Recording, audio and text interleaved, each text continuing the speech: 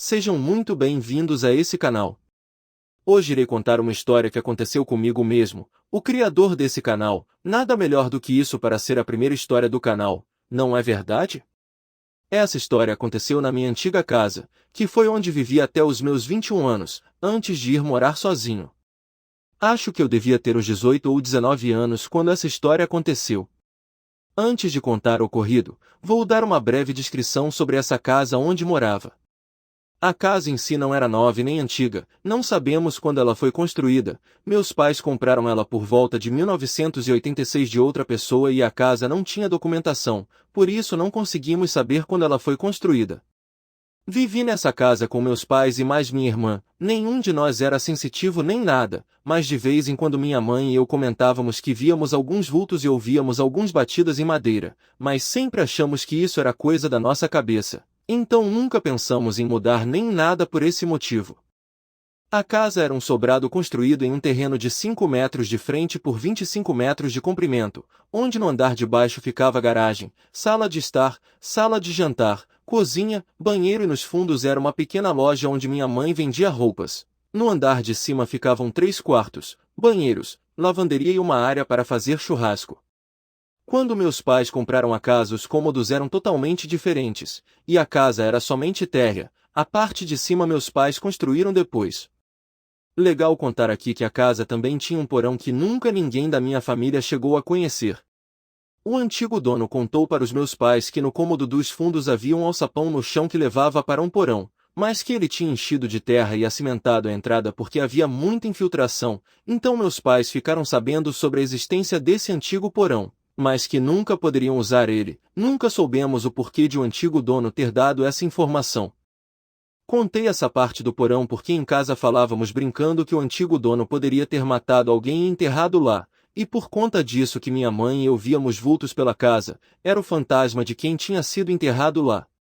Depois de contar como era a casa, vamos à história em si. Um dia, estávamos em casa meus pais, eu e uma antiga namorada. Minha irmã não estava porque ela tinha casado e já não morava mais conosco. Em um determinado horário da tarde meus pais avisaram que eles iriam sair de carro e que iriam demorar um pouco para voltar, cerca de 1 hora, então ficamos só eu e minha antiga namorada. Eu e ela estávamos no meu quarto que ficava no andar de cima da casa, e era o quarto mais ao fundo da casa, e para chegar nele se andava por um corredor que deveria ter uns 10 metros de comprimento. Pouco tempo depois que meus pais saíram, eu e ela começamos a dar uns beijos deitados na cama, mas nada demais, só beijos mesmo, mas depois de pouco tempo ouvimos passos no corredor que ia para o meu quarto. E eram passos de alguém que estava se aproximando do quarto onde estávamos. Eram passos altos e nós dois ouvimos, e logo nos levantamos e sentamos na cama, esperando ser meu pai ou minha mãe que já tinham voltado ou ainda nem tinham saído de casa. Ficamos sentados na cama alguns segundos e ninguém chegava no quarto onde estávamos, achando estranho e logo chamei pelo meu pai e pela minha mãe, imaginando que eles poderiam ter parado no meio do corredor ou entrado em outro quarto, mas nada de ter uma resposta. Chamei mais uma vez, e novamente sem resposta. Minha ex-namorada e eu nos olhamos estranhando aquilo, e levantamos para olhar o corredor e vimos que não tinha ninguém. Chamei mais uma vez pelos meus pais e nada. Fomos então olhar os quartos e os banheiros para ver se tinha alguém, mas também não encontramos ninguém. Fui então até a escada e gritei pelos meus pais no andar de baixo, mas mais uma vez sem resposta. Desci as escadas e olhei a garagem, e vi que o carro não estava lá, então meus pais tinham saído e não voltado ainda.